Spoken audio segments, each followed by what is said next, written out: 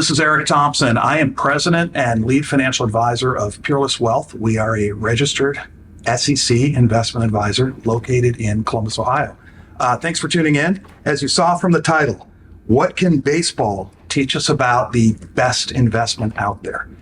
And sometimes people ask me that, hey, what should I invest in? Or give me a hot stock tip or something like that. And they want the best thing. And I'm going to attempt to answer that in the next few minutes. But first, I want to tell you a little bit of story about last night. Our 9-year-old, his name's Beckett, he is playing baseball. And this is the first year of kid pitch baseball.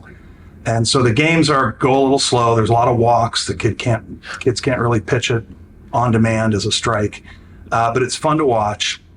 And last night they won the game, and our son got the last hit in the bottom of the sixth to drive the run home. So he was super excited. It was a good day for the Thompson family. And as I was watching one of the innings, it was the other team hitting, and they hit 3 straight hits to shortstop.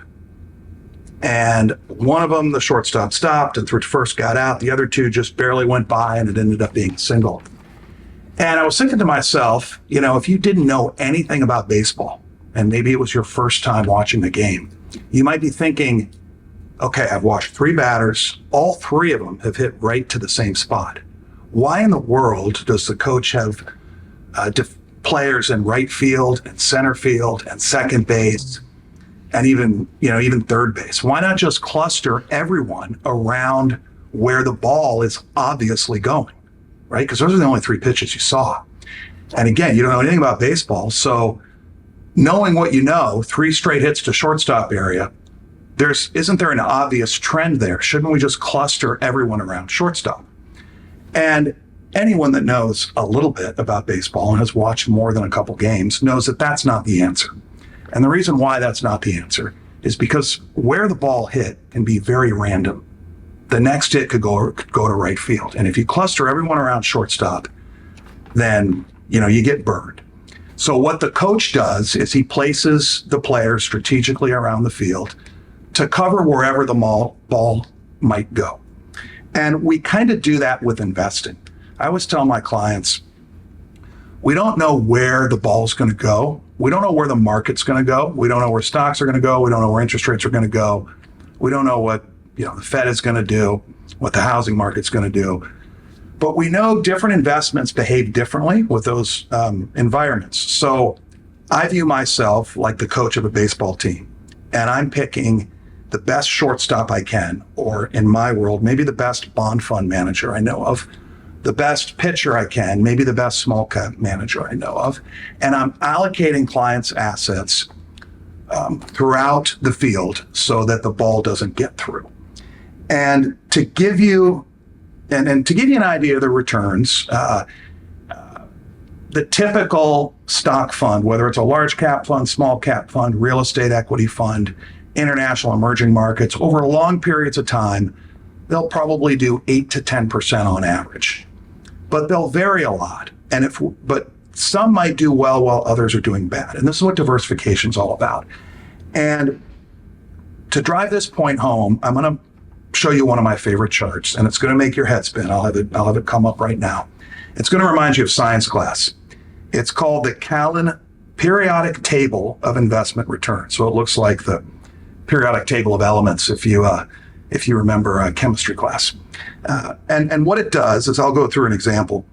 This goes back 20 years, and I'll go back to the far left, 2004. The top performing investment category, and think of these again as like players in an outfield. The top performing one is listed on top. And in this case, in 2004, it was emerging markets that gained 25.55%. And the bottom performing asset is all the way at the bottom, and it's in blue, and this is cash, which made 1.3%. So that's actually a pretty good year for all around, for almost all the investments. And in fact, the next 3 years, so 4 years in a row, those emerging markets were at the top of the charts. That's kind of like the ball getting hit to shortstop 4 times in a row.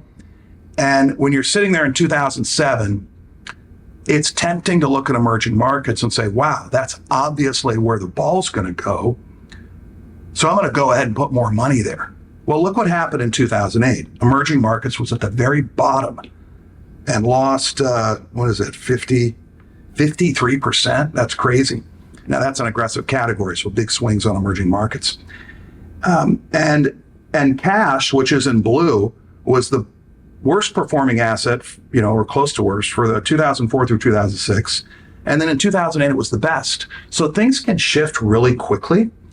And this is very random. There's no patterns here. You can try to figure one out, but there's really no patterns here. So think about this like players in the field, own a little bit of everything.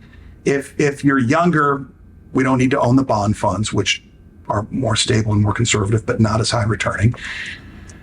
But you still should be diversified among all the other categories because they do about the same over long periods of time, but year to year they can behave differently. So that it's a stabilizing effect if we can own them all together. So you might be disappointed I did not give you just one investment that I thought was my favorite. That would be like asking me, what's the best position to play? What's your favorite investment or what's your favorite position in a baseball field? What, catcher? Well, you need all the positions to win a game.